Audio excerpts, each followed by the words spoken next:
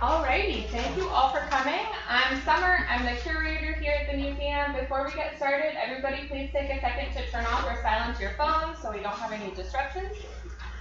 We do have 2 upcoming fundraisers, and I'm going to immediately hand it off to Thea to talk about the one on Friday called Trying Times and Tenacious Women. Trying Times, Tenacious Women! We want to encourage. I've never seen so many people interested in coming to the jail. Since the Carnegie film. Ladies and gentlemen, we have a fantastic show that's going to be told by 9, maybe 6 tenacious women happening on this Friday. If you have not gotten your ticket, you will want to get it today. Because I tell you, there's limited seating in this jail. And these women are anxious to tell you the story of Old Town, starting in the 1700s and in the 1800s. If you are confused about who those women are, it ain't me. No, it ain't me. I'm one of them. I hope to see you in the audience just so I can pick you out of a crowd. Got my number. Okay? Let's put it together for Summer. She has a great program for you today. Alright, so our second fundraiser is of course Holiday Home Tour, the first weekend of December. The tickets are now on sale at the museum or online. They are $35 before November 28th, and then they go up to $40, so get them as soon as you can. As for our upcoming programs, our November 3rd on the 18th will be with Bill Markham, who will speak about the Civilian Conservation Corps, which was involved in the conservation of Fort Clinch. The program will be in partnership with Story and Song, but it will still be here in this building, but they'll be here selling his book. And then our December brown bag lunch will be a little bit different from usual. We're basically going to be having a show and tell of holiday artifacts. So, from the community. So if you have like an antique ornament or a really old recipe or anything like that, please bring it, and then you're just going to do like a 5-minute presentation. But you have to get in contact with me beforehand. So my card is at the back table, and I'm going to put out, press about that soon to try to get people to sign up. So that's it for announcements, but today we have our Old Nassau County Jail oral history panel. Hello. So it is a Heritage Keepers oral history, so that's why we have the microphone set up. That means that the audio is going to be available, permanently in our collection. So these microphones are streaming directly to the recording. They're not going to amplify sound. But for you guys, it is very important to remember to pass the microphone because it does not pick up ambient noise very well. So you have to be holding it, speaking it if you're speaking. So I'll start by introducing Peggy Bolger. She's one of our board members, and she's a volunteer for Heritage Keepers.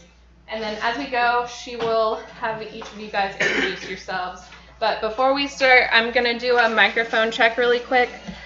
So Peggy, can you speak into your mic? Okay. First of all, I want to give a shout out to Summer. She's really done a great job of getting volunteers for the Heritage Keepers projects. And we have people who have volunteered to run equipment and people who have volunteered to be interviewers. And if you're at all interested, and also we have volunteers who are doing the archival work and the really hard work of transcribing these recordings will be available for your grandchildren and great-grandchildren, and then they probably will be amazed at what happened here at the old. Okay, thank you. Cindy, can you say something quick just to see? Okay, I'm Cindy Moore. I was raised here with my parents along with Nikki. Yeah, okay, so I'm going to start the recording, and Peggy, I'll let you take it. Okay. Well, we're going to do exactly what Summer said. I am Peggy Bolger. I am on the board of the Amelia Island Museum of History. I am here interviewing for the Heritage Keepers Project on November 2nd at noontime in the Baker Hall. We have a panel of very wonderful people who are going to tell us about the old jail from before we knew it as our beloved museum.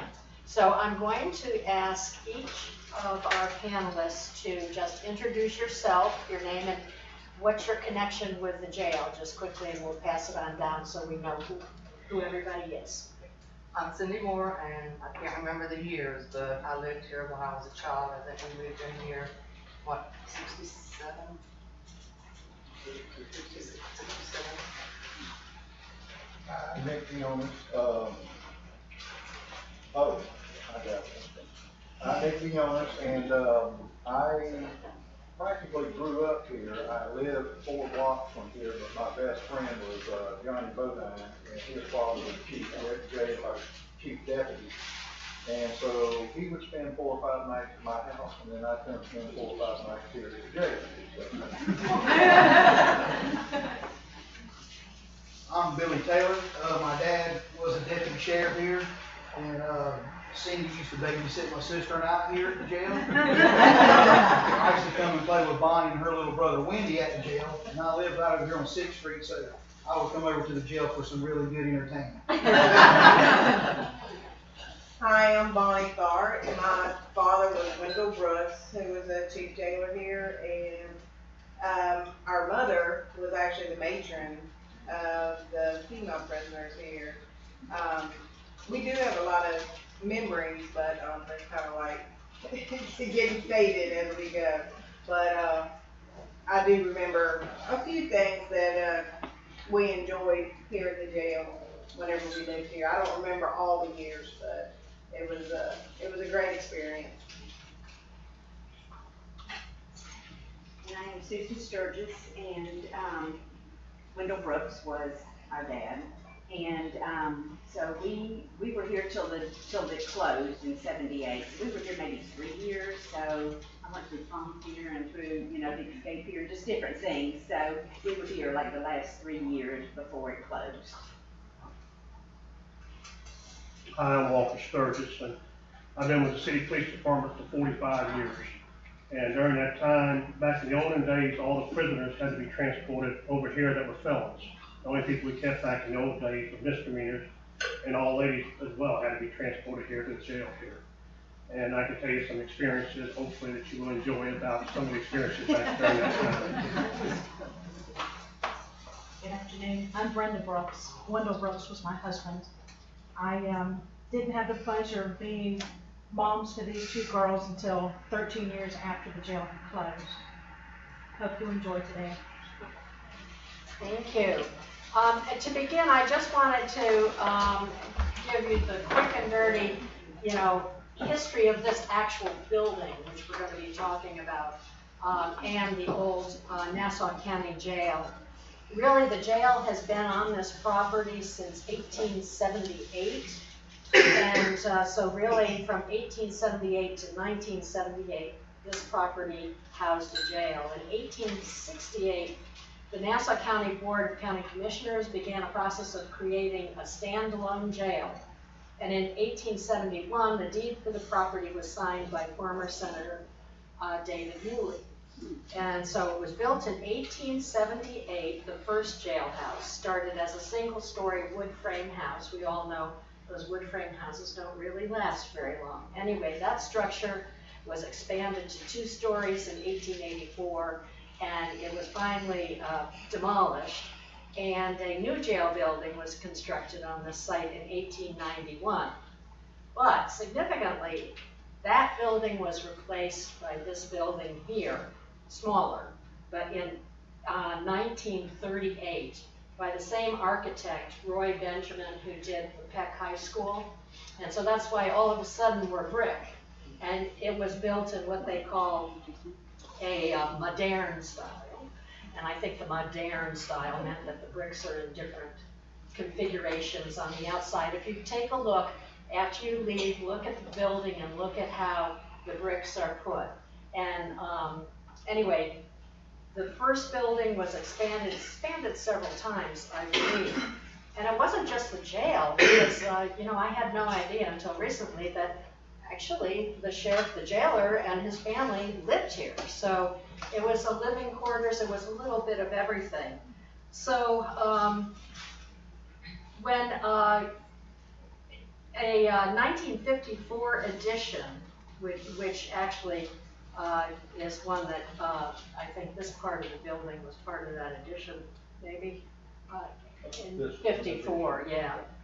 It nearly doubled the jail size. It included a desk clerk's office, guest rooms. Go figure.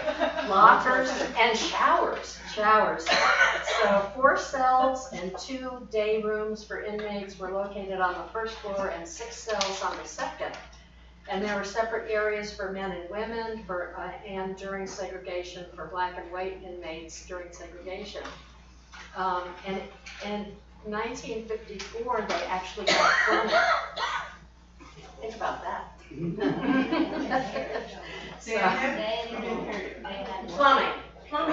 Plumbing.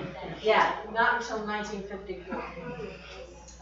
And so the county deeded this building in 1978 to a first iteration of the Amelia Island Museum of History when they built the new jail building out in the county, out in Yulee.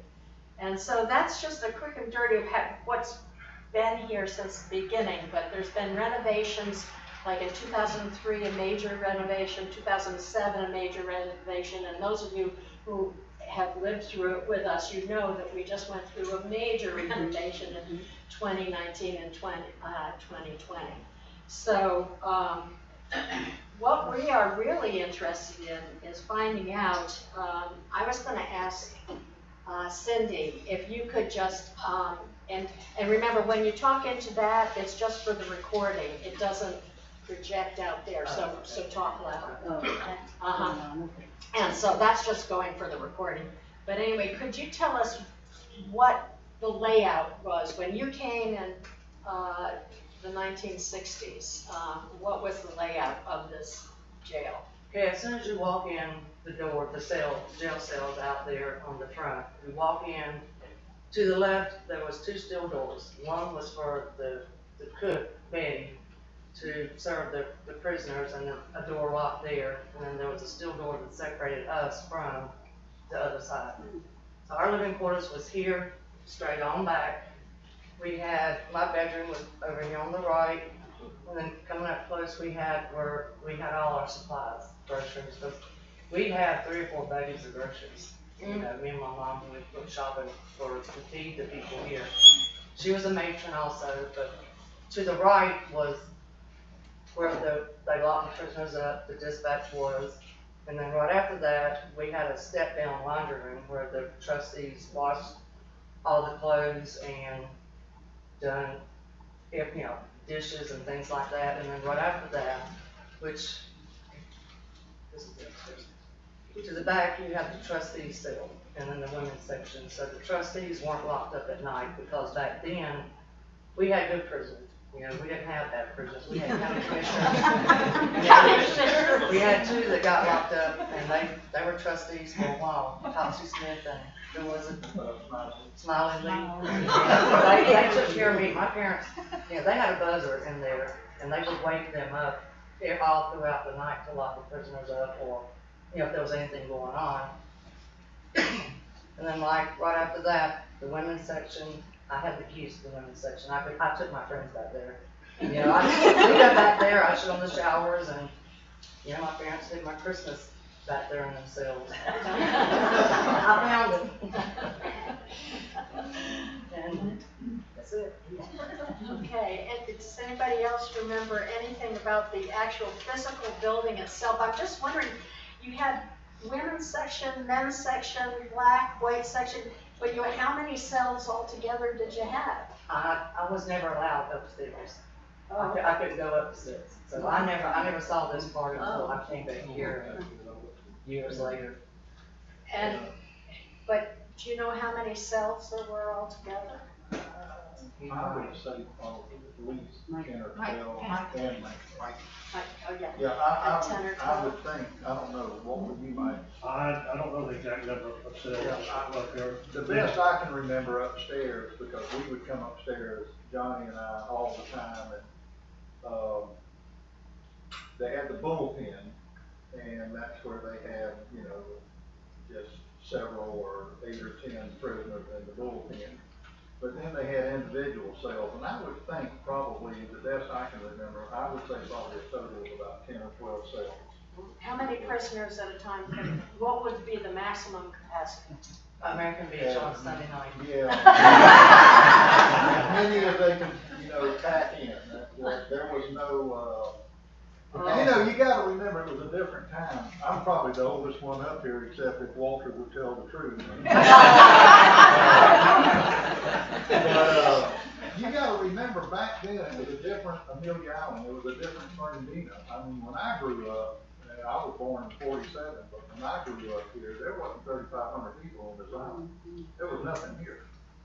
As a matter of fact, in high school, we actually skipped school to go to 44th and Main in Jacksonville just to get McDonald's french fries. That's a true story. That tells you what we had, not much. But Cindy was right. We had good prisoners. I mean, everybody knew everybody. It was basically just one big island family. So if you got caught doing something and you went to jail, it was okay. You know, I mean, you knew everybody there.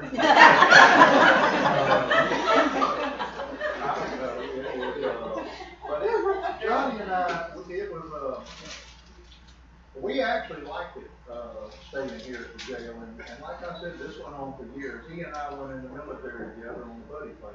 And, that's a contradiction in terms, but anyway, I do remember one night, there was 2 big garages where the parking lot is now. There were 2 big metal buildings, 10, made out of 10. And one night, Johnny, he said, "You gotta come." I said, "What is it?" He said, "They got 2 semi-tractor trailers. They were loaded with fireworks, illegal fireworks, and we're talking about the real stuff, not just firecrackers." So I live 4 blocks from here. And my dad had built my sister a playhouse in the backyard. Now, he was in Belize. We were boat builders. And he was in Belize, Central America, building 2 yachts. So we, all night long, on our motor scooters, we transported fireworks to that playhouse. The next night, we started, and we would go to the waterfront, and we would go down to the north end where Cook Dock is, and we would shoot off some fireworks and then jump on our scooters and run to the south end. And we never got caught, but we just absolutely got sick of shooting fireworks. I mean, we had so many fireworks, it wasn't funny. And then when my dad came home, he took the water hose and went in that playhouse. That was the end of all of our fireworks. But anyway, I got a few more, I think, stories. Billy, you got some stories? Well, I have some good ones.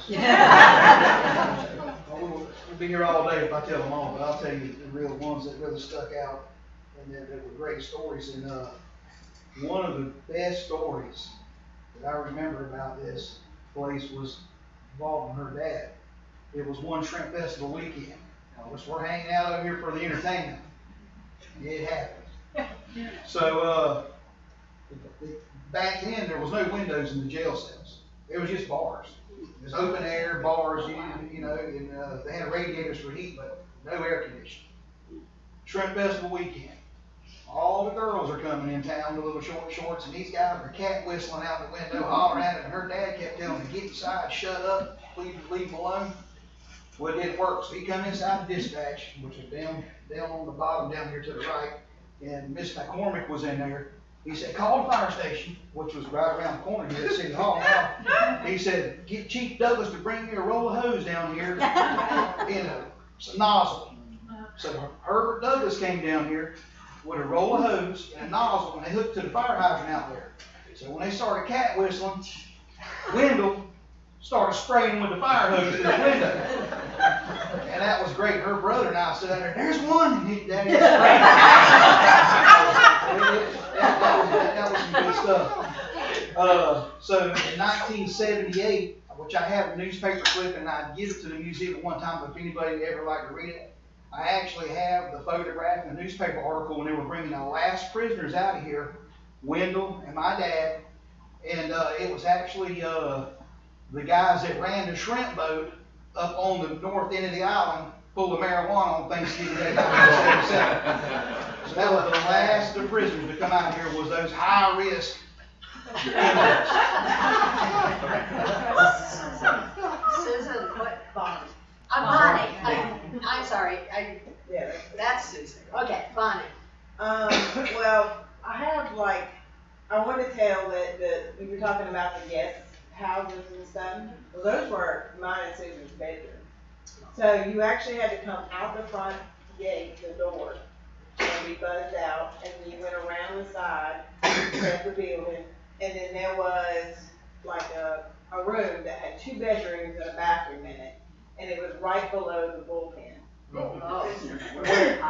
Yeah, they would holler at us every time we got it. So like if Susan wasn't home, I'd sleep on the couch. I wouldn't even go out there. I mean, it just scared me so bad.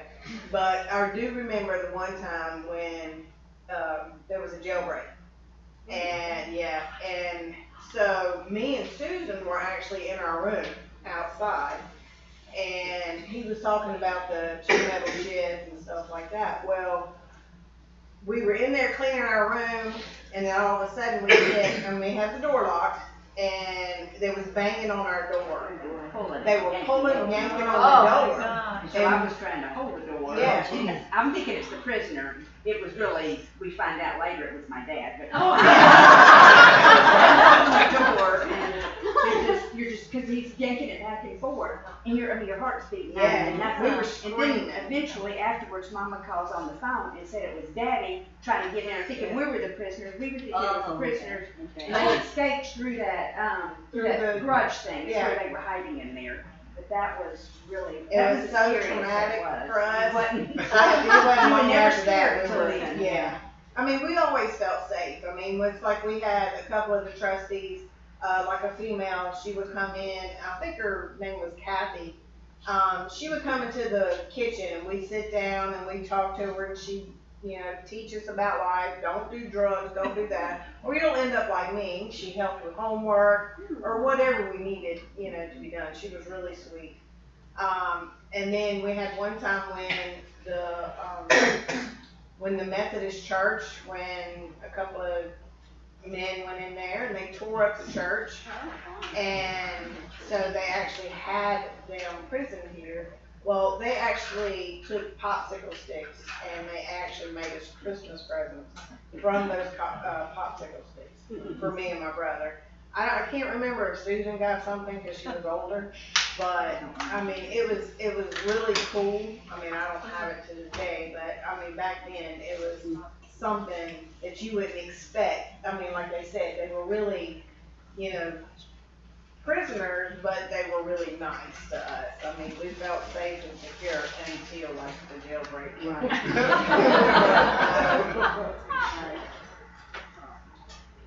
Basically the same as Bonnie said, that we were just never scared, even though like Walter's saying it was felons. I didn't even realize that. Because you weren't scared of anybody. I mean, you just felt safe, even though you had doors that were locking behind you as you went. The house was on the side over there, and you just went through the house and to the apartment, and you just were never scared. I mean, it was just like your home. Well, I guess on a more serious note, probably one of the things most people don't realize is there was actually a gunshot fired off inside the building here, and it was done by Wendell. There was another jailbreak, and all the prisoners started coming out from upstairs, and they had taken a correctional officer by the name of James Hatton. They put a knife to his throat. They were going to split his throat upstairs there, and they started coming down the staircase from upstairs. And Wendell come around the bottom there and had a 45, and he just charged around inside this building. And you can imagine, when the windows being the way they were, enough of a concrete wall, that round went off for quite a while in this building. Who knows, how it missed everybody, nobody knows to this day, as far as that part goes. But I think that's probably one of the more serious instances that, that I'm aware of that ever occurred here inside the jail itself. On a much more lighter note, as far as that part goes, that I actually came and remember picking up Susan here, in the other part of the jail there numerous times when we first started dating. And that was a very unique situation to tell people that you were dating somebody that lived here. So that was, And being a police officer. and myself being a police officer at the time. So that was pretty interesting as far as that part goes. People don't realize, as you said, how rural the county was back at that time. At that time, you had 2 deputies working at one time for this whole county. They called them the east side deputy and the west side deputy. And that was it, because there was nothing out there but woods everywhere out there. All the activity actually occurred, inside Fernandina that happened here back in those days, back in the 70s. And so, that was the reason why. And, as you said, we didn't bring anybody, we didn't have any place, we only had 2 cells at the old police station, which was across the street from City Hall. And so, when we brought somebody over, all the female prisoners had to come over here as well, as far as that part goes. So, back at that time that I remember, the downstairs cells, they became the female cells, and all the males were upstairs. And that was how they distinguished back at that time when they had them, here inside the building. As far as that, I could tell you about, the individual, deputies that were here and, all the things that went on with them. But it's hard to remember actually what went on inside the building here, because as far as we ever made it to was inside the first door, and you turn to the right, and that was the desk area right there. And that's where we handed people over to the jailers at that time when we walked in the door. And we weren't allowed to go any further inside the jail. Nowadays, you're not even allowed to step inside the jail. An officer is not. He has to stay out what we call what we call a bullpen area now, is where we park our vehicles at. And we have to secure a weapon out there before we actually open the car and take somebody out of it. And then the jailer comes out, pats them down there, and then he physically takes them into the jail. So we're not even allowed to go into the jail. And that's all strictly because they don't want any firearms inside the jail at any time. And so that's how far it's progressed from in the olden days here. You'd walk in and that little room there was a shotgun right there, and there was a dozen shotguns sitting up there, if you remember back there. In the glass cab. Yeah, when you first walked in. A different world back then as far as, that part goes. A lot of y'all probably don't know about the history as far as probably one of the most serious people that we ever had here in the jail was back in the 30s, when we had a police chief back in the 30s that was actually shot and killed by one of his own deputies in a family dispute. And at that time, Sheriff Youngblood was the sheriff here, and there was basically a mutiny and a violent mob that wanted to come and kill this guy for doing that. And so based on that, Sheriff Youngblood actually transported him to Duval County and hid him over there in the Duval County Jail to prevent the people from here from doing harm to him while he was here. So that was, probably one of the most serious individuals I think that they probably had, in the jail, back in those days. Well, I have no story. I was married to Wendell. We were together for 30 years, and he's been gone just a little over 2 years now.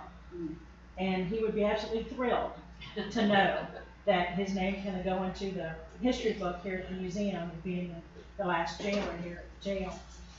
But if I did have any stories to tell you, the few that he has told me, I'm sure were highly embellished. Wendell was a great storyteller, and Nick, he told me many stories about you. Some of them we don't want to repeat. But he did tell me about his time here, and him and Laura Jean and the kids, and how he just thought this was a great highlight of his career. He loved it living here. Thank you. I have a question and it could be any one of you. I would like to know if any of you know what a typical day in the life of an inmate here would have been. Did they go outside? Was there a fenced yard? And did they have to be in their cell most of the time? How did that work? Okay. They didn't have a red yard. They didn't? They did not have a red yard. They had open windows, and before, even back then, it required so so many hours of daylight, so many hours of fresh air. Her dad and Wendell thought the same way. That's all the fresh air and sunlight you need right there. You're in jail. And if you don't like it, don't come to jail. And there's another question, there's a difference between a jail and a prison, I think, and in a jail. I can answer that. Yes. I am also a former corrections deputy for Nassau County Sheriff's Office. So the difference between the jail and a prison, in the state of Florida, if you get more than 12 months, then you go to prison, state prison. That's why you see a lot of these sentences 12 months in a day.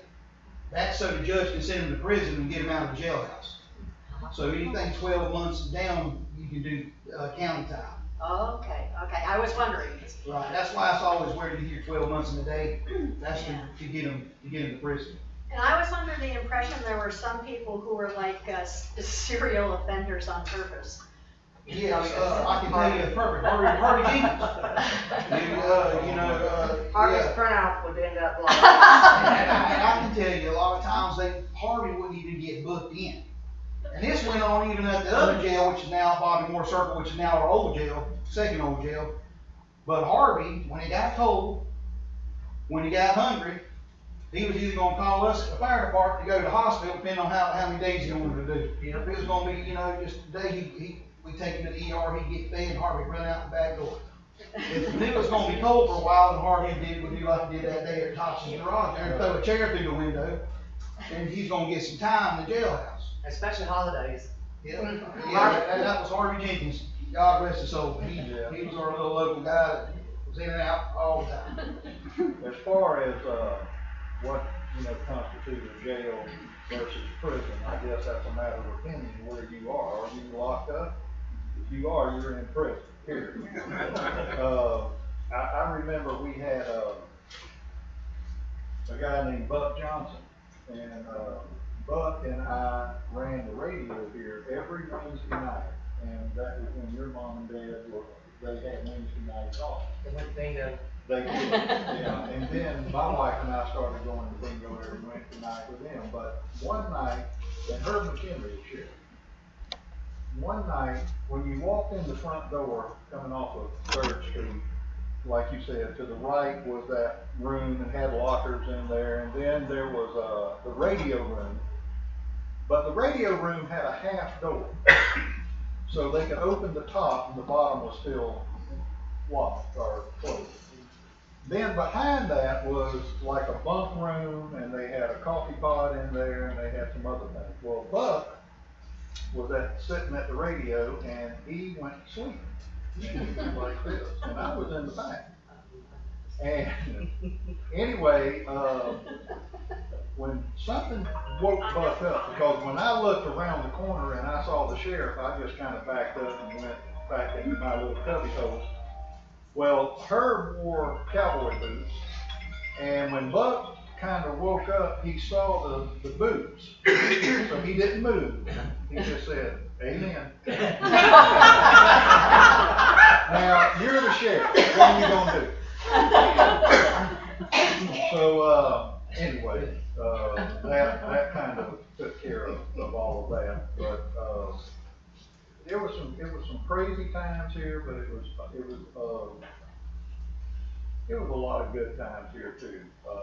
But like they say, we had good prisoners. Joe Bama, remember Joe? Oh my gosh, Joe was another one. I remember when Fernandino first got in 1971, we got our first rescue unit, and Joe, when you guys would lock him up at City Hall in the 2 cells there, he would wash the fire truck and wash everything. Well, he didn't even want to wash the rescue unit. He just said, "Oh, no, that's, I'm never getting in one of those." The second run we made, run number 00002, was for Joe Bank. He burned to death on North 10th Street. House, he got drunk, house caught on fire, he couldn't get out. But just a lot of memories around here. But you're right, there were only 2 deputies, and that's why we could do the fireworks. Because you didn't know where the one was, and you could shoot off the fireworks, and you could make it to the other end of the island and shoot some more there. But it was it was quite a place, and, I don't know, and Miss Adams, the cook, I don't remember her. you I don't, don't think- she I had a Miss Guest son named remember. John, but that was before Miss Guest, I think. Okay. Yeah, Miss Guest came after her, but they did all the cooking for the prisoners right here. When you first walked in the door, that first door to the left took you into the kitchen. And, I remember a lot of lima beans and rice and ham hocks and stuff like that. We had a big picnic table. Yeah. Everybody said. Yep, and, but Johnny and I, this is where we ate most of the time, was right here at the jail. I mean, we all ate the same things that the prisoners ate. It was good cooking. I mean, all these ladies knew how to cook and cook well. But it was quite an experience, here. What's the, go ahead. I got another story I'm gonna tell y'all. Okay.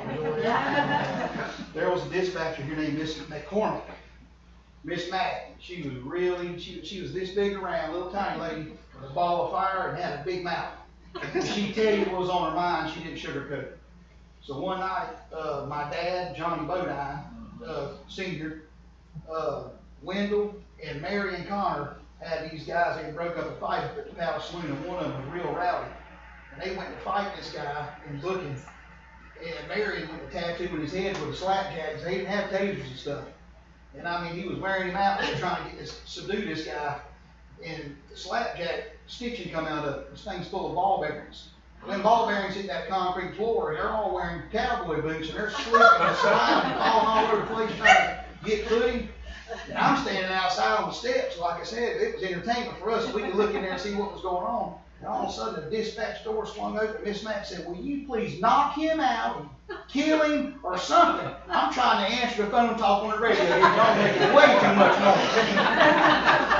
There's a picture of Miss McCormick. There she is. Yeah, Charlotte She McCormick. She was something else. Next door in the two buildings, there was a room in the first building in the back that they kept locked. Now, inside that room was a moonshine still. And moonshining was pretty big back in the 40s and the 50s. I mean, you know, prohibition, it rendered an opportunity for a lot of self-made chemists. And, so Sheriff Youngblood, it was always a big thing to bust up the moonshine still and, you know, break the barrels or the bottles of moonshine. And the newspaper would come and take pictures, and, you know, especially around election time.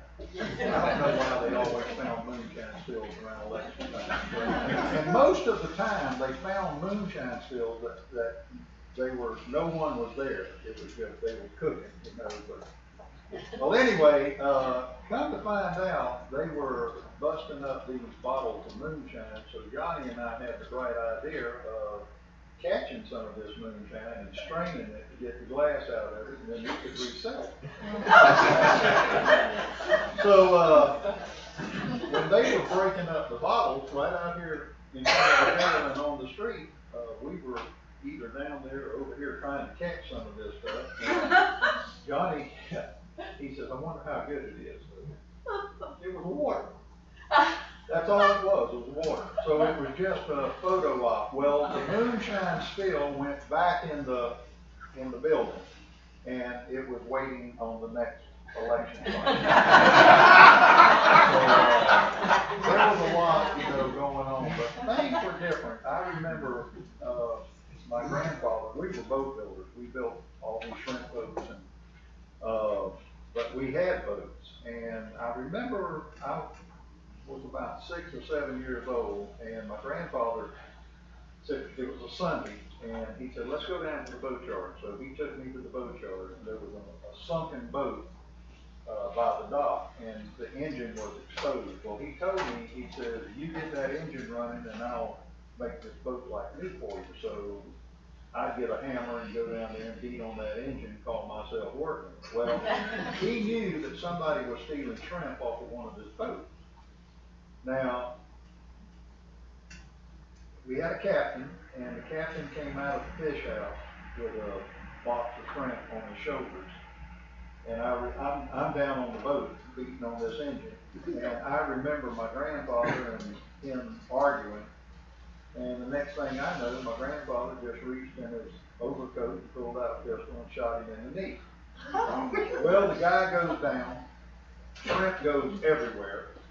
I'm still beating on the engine. And I remember my grandfather, and he spoke real bad broken English, but he was from Greece, and he says, "You no steely shrimp from me no more." And the thing that really stuck in my mind was this guy had his hand over his knee, and the blood was just scooting between his fingers. And that was it. He said, "Come on, sonny boy, let's go. Time to go." We left him right there. And that was it. But like I said, I mean, who are you going to report it to? He was stealing shrimp. He shouldn't have been doing that. You know, that's the way it was back in those days. And I don't know. It was a completely different world, you know, than what we have today. And you know, you asked about did they go outside and did they have, you know, this kind of free time and that kind of. I don't think the ACLU was around during those times, and they would probably have just gone crazy with the way all of these jails were run back in the 40s and the 30s. But yeah, it was the moonshine days. Mm-hmm. Yeah.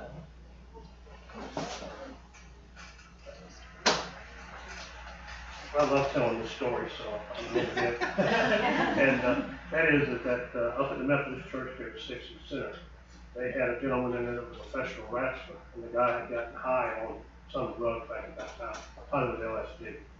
Anyway, and 2 or 3 officers go in the door, and this guy proceeded to pick up a sergeant head back at that time named Theo Bell, was no longer with us, and he hurled him over 3 of the pews of the church there.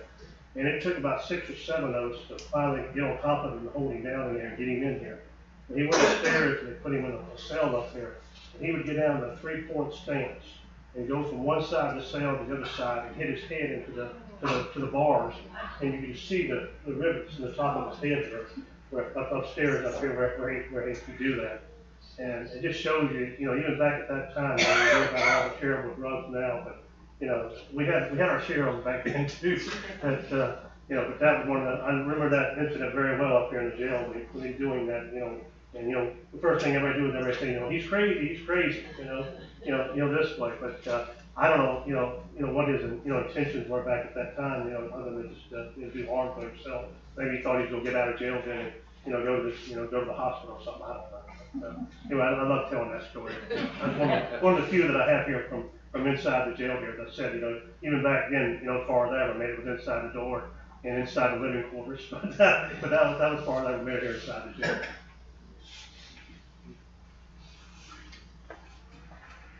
I got one more story to tell you, and it's not a funny one though. It's kind of sad, but it happened. My dad pulled this guy over to 5 Points over near 5 Points Liquor. And there'd been a report, some guy riding around in a convertible car nude. My dad called him, he stopped him, and got him out of the car, arrested him. They called the record, hauled the car off. Well, they brought him over here, booked him in. He didn't have any clothes. Lord knows where his clothes were at, but he didn't have any. So they issued him some Levi's and stuff, and he ended up hanging himself in one of these cells with those Levi's. And I don't know if y'all done a lot of remodeling, but at one time the calculations was where Phyllis's office is at. And there are some weird things that go on in that office. My dad found it. They say there's a ghost, but it could very well been that guy. But yeah, that really bothered my dad for a long time because you know, he incarcerated him and then he got hung himself. And that's one of the things that they, you know, the deputies had to deal with, you know, emotionally, because it was a different time and place now, and people are a lot more compassionate then than they are now. You know, it's sad to say, but people are more desensitized and stuff like that now. But all right, that's about all I have. I know he's got more. He's got plenty. One more that I thought of was, Walter, do you remember when there were 2 motorcycles? There were the Outlaws and there was Hell's Angels. You remember when the Outlaws came here and the guy had a wreck on out at Fort Clint? What year would this be? This was 76 or 77? Yeah, and so anyway, we went to the guy and I was gonna rescue him. he wasn't gonna make it. I mean, this guy had so many head injuries, it wasn't funny. And this one guy, I guess he was in charge of the outlaws. He says, if that guy dies, you two are gonna die. Me and my driver, Nolan Solomon. And a deputy, and I can't remember who it was, stepped forward and he says, if I were you, he said, and I'm not, but if I were you, I don't think I'd do that. And that guy started giving him some flack. Well, when we got to the hospital up there on 14th Street, that same guy was there and he kept giving that guy flack. And so this deputy come up and he had one of these long flashlights. And I remember he turned that flashlight around and he hit this guy in the back of the head. And that guy went down and he broke the flashlight. Wow. And all the deputy said was, that belonged to the sheriff. He didn't care about the guy on the roof. That was Carl Woodle. It was Carl. Yeah, I'm gonna thank you. It was Carl Woodle that did that. But there was a lot of things like that happened. But like I said, it was a different time. And I mean, you know, things happened back then that wouldn't happen today. I mean, they put you in jail today under house arrest. Was there ever a time when there was nobody in the jail? Like everybody was good? There was always somebody here. That I can remember. Yeah, there was always somebody. Did they issue them something to wear? No. No. Well, if they escaped, then you couldn't tell they didn't have the straight things. No, I mean, if they escaped, they I guess like Billy said, if you were naked, I guess they would. Yeah, they would have it. Yeah. But, so that jailbreak, I'm just wondering, what year was that jailbreak? I don't know, I'm gonna say, well, it had to be either 77 or 78. I started in 77. In 77 and 78. As a matter of fact, in the 78 with the Outlaws, they had a clubhouse over in Hilliard. And Herb McHenry, this is the honest to God truth, this is the kind of stuff they used to do. They showed up there one morning with a bulldozer, and they had a burn barrel. And they woke all of them up in that clubhouse. It was early in the morning at daybreak. Woke them up in the clubhouse, and they made them throw every one of their vests or cuts, what they call it, in that burn barrel. And then they took the bulldozer and pushed all their motorcycles up into the house and flattened it all out and set it on fire and told them if they ever come back to Nassau County, they'd kill every one of them. Wow. And that ended their reign here in Nassau County. The little sheriff, he didn't play around, did he? The He was not the little sheriff. closest thing that I can relate back then to today would be if anybody knows or heard of Sheriff Judd down in Polk County. Now this just happened a year or two ago, and his deputies, this guy killed a deputy, shot a deputy, and they got him and they killed him, but they shot 67 rounds into him. And so Sheriff Judd was given a news conference, and one of the media asked him, they said, well, why did you find it necessary, or no, why did your deputies shoot him 67 times? And Sheriff Judd said, that was all the ammunition they had. Grady Judd. Grady Judd. That's Polk County, Florida, look him up. So then they said, another reporter said, on the report, it says he died of natural causes. And Sheriff Judd said, well, I guess if you get shot 67 times, you naturally gonna die. And that was it. That was the end of it. Don't ask me anything else. You killed a deputy. I mean, what do you want us to do? You give you, flannel pajamas and, no. You know you're in trouble. So that's about the way it used to be. Summer has pulled some photographs that I would like for her to go through, and if any of you want to comment on them. Here's some early ones from the 50s. Does anybody, that's Sheriff Adams and colleagues in the 1950s. Anybody recognize anybody up there? And I guess, is that Third Street? Yeah. Yeah. They're facing Third. Is that? That looks like Buck there in the middle. Sessions or Tim Iberti?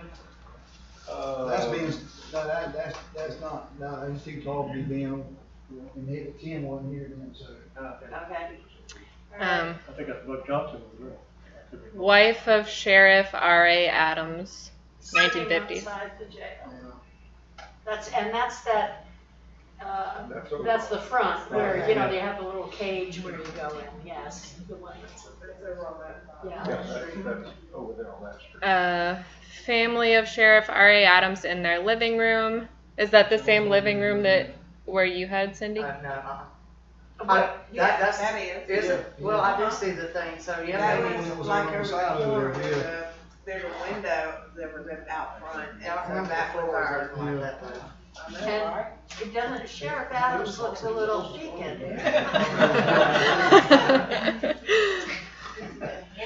Sheriff Bobby Moore and daughter Bobby Cindy. Moore There's me. and The old there's uniform, Cindy. the old sheriff.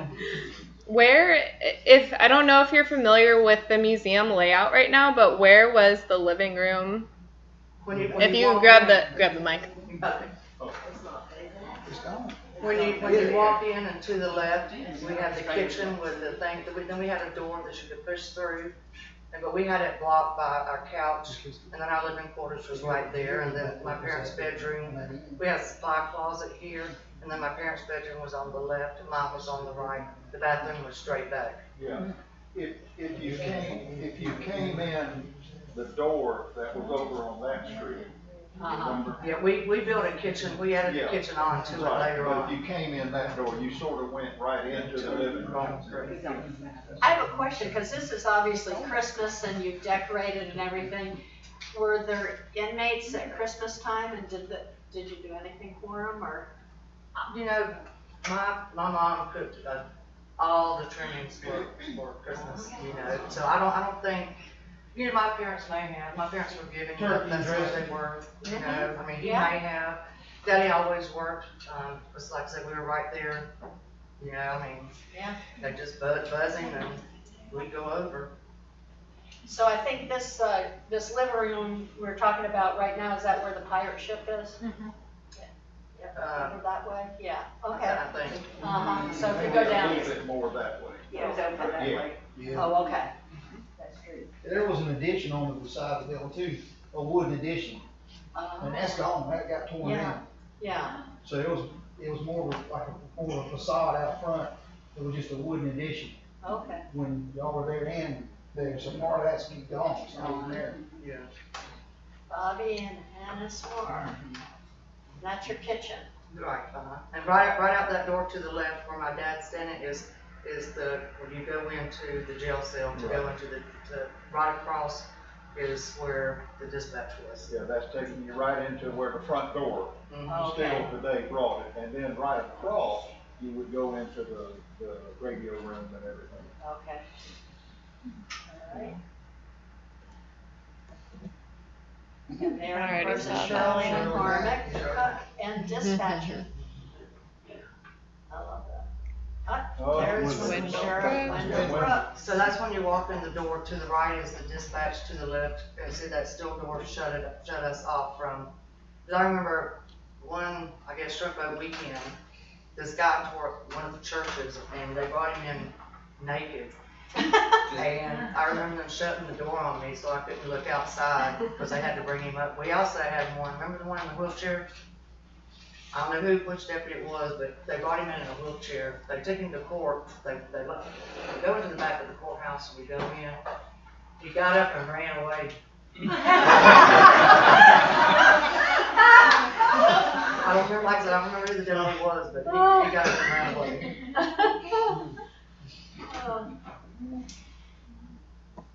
There's a, Yeah. There's The shed. Shed on the side. Yeah. we had a boat, we had our boat, fleet boat in there. That's where we parked our car. That's where they washed all the patrol cars out there. That's Let where me tell Harvey you the Jenkins, story about his sister. that's where Harvey Jenkins would wash the cars. Oh, One yeah. day, my sister and I was up there, and I saw Harvey pour some soap in his cup. My sister was younger than me, she's 2 years younger than me. And, my sister thought it was Kool-Aid, and I didn't say anything, I was there to do it. Oh. She goes over and gets it and drinks it. I started spitting, and my dad comes around the front to get his patrol car, because we used to ride the patrol car with him up here. And he's like, what's wrong with her? I said, I wouldn't tell him. And finally, he figured it out. I let her drink that soap. It wasn't good when I got home.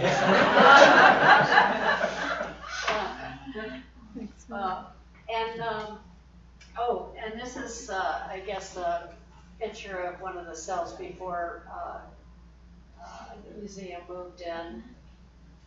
And, so how many people could fit in a cell? Yeah, if you notice, there's windows in there finally. Yeah, That was right near the end of it. I thought yeah. four, was it 4 or 2?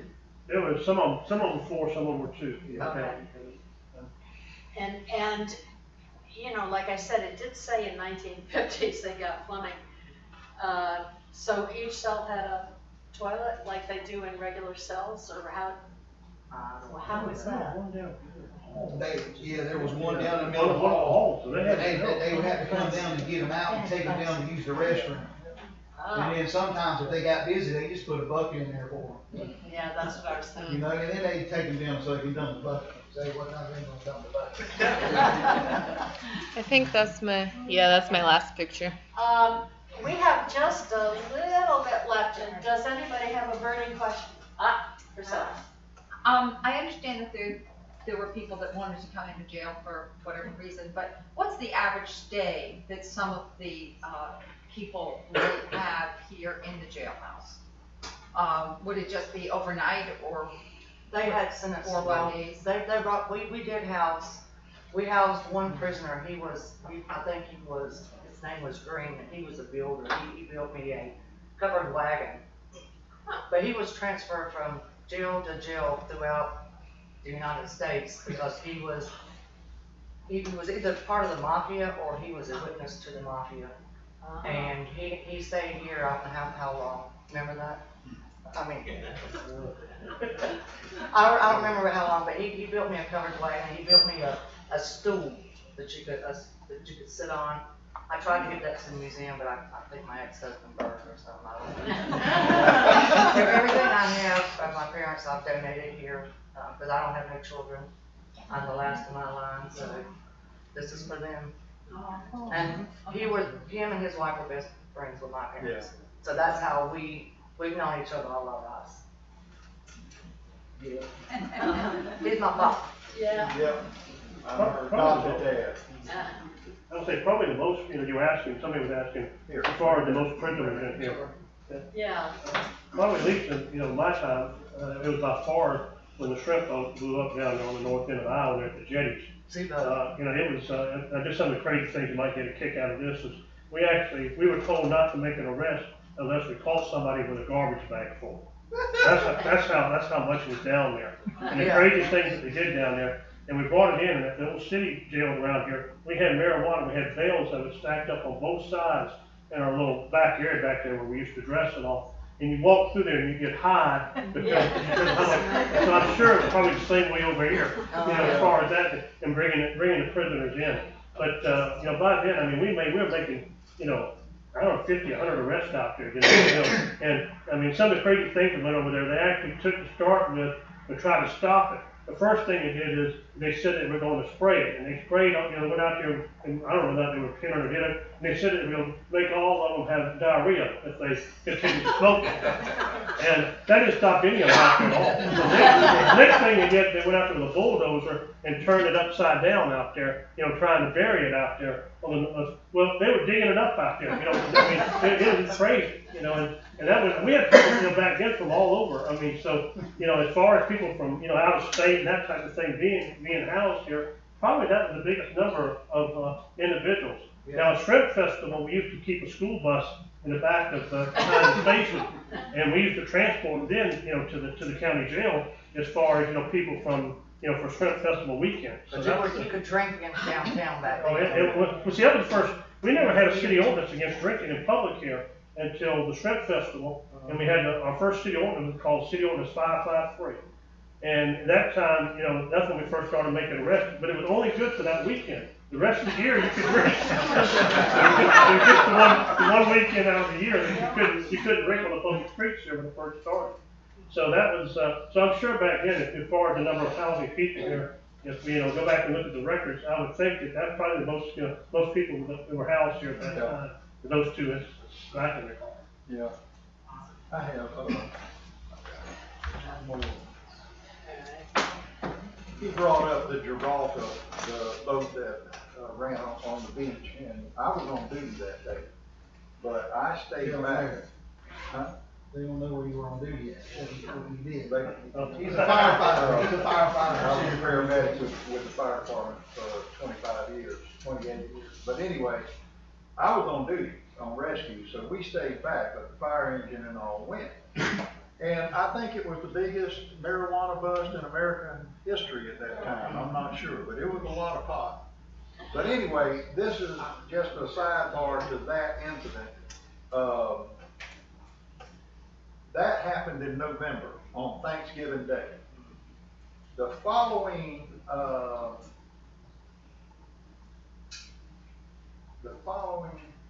March, my wife, she always doing jokes. She got with another lady, and her husband was a commercial fisherman. Now here I am, public safety, rescue, he's a commercial fisherman. So they put together this joke. So what we did was, we had a beach buggy, and my two children they were about like this.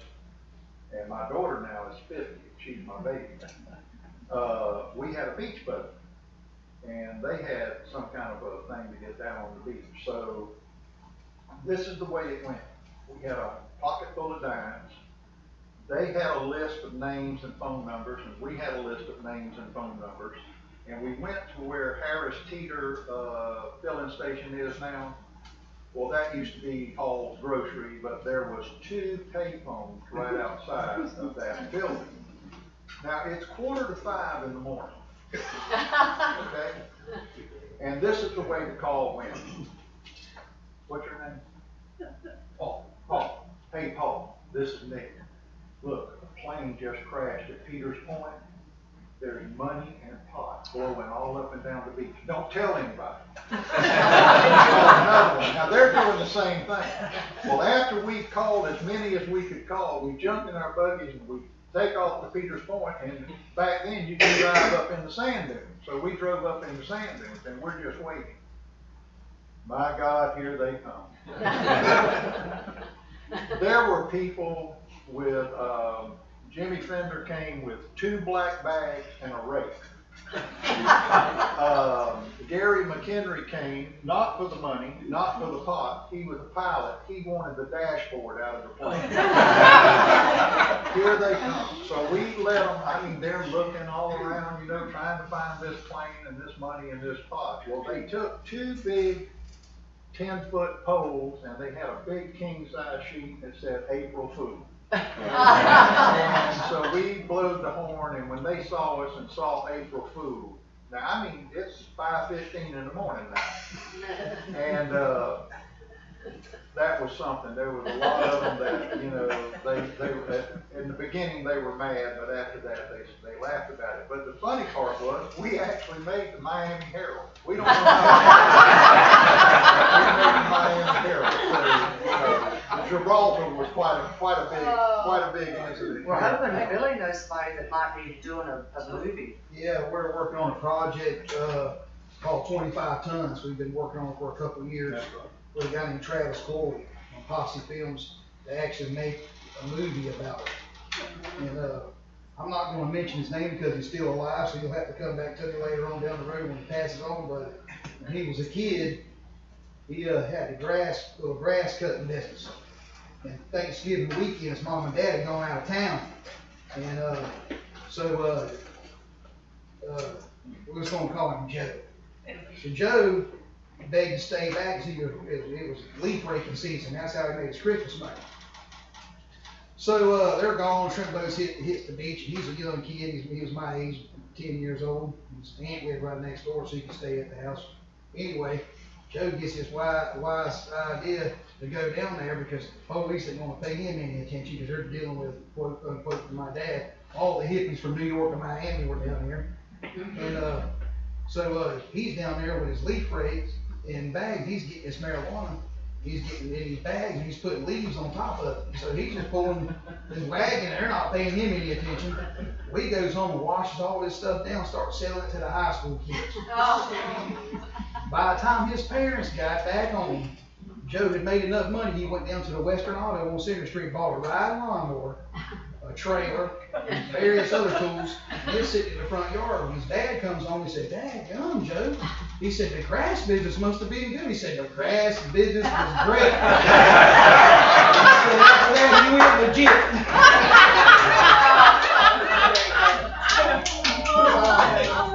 Well, first of all, let's give a hand to our panel.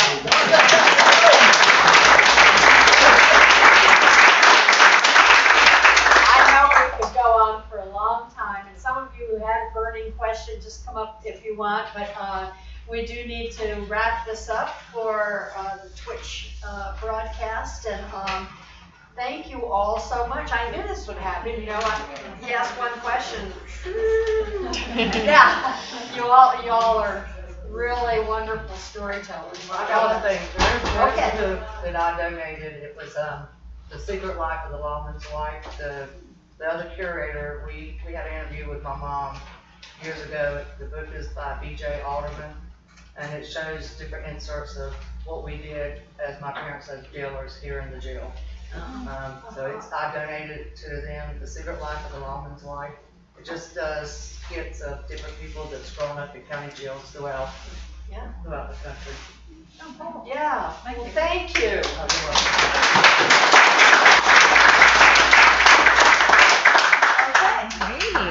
Thank you all for coming, and we hope to see you at the event this Friday. Y'all were awesome. That was great.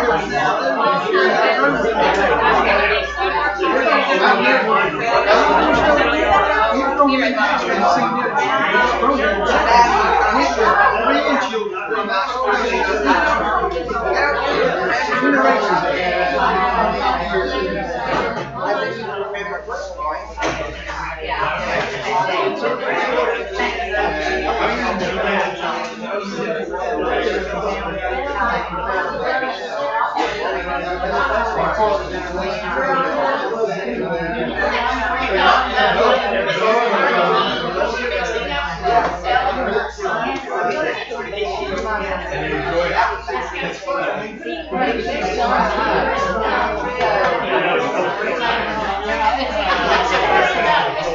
you.